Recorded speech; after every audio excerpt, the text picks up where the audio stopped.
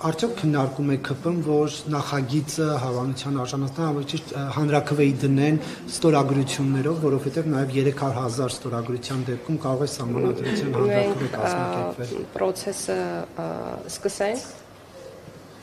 եւ ժամանակը ցույց կտա, թե ինչ ճանապարհով կգնանք։ Այսինքն մենք նախ եւ առաջ, ինչպես եւ նախկինում ես բազմաթիվ անգամներ նշել եմ, խնդիր չունենք պրոցեսը կուլիսների հետևում պահելու եւ չենք էլ կարող։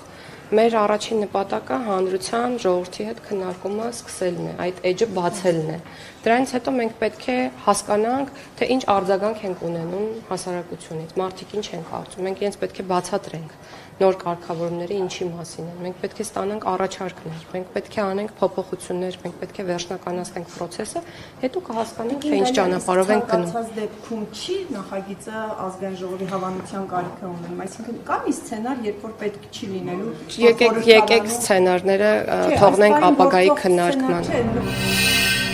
Բաժանորդագրվեք Արմատ մեդիայի ալիքներին YouTube-ում, Facebook-ում, Instagram-ում և Telegram-ում։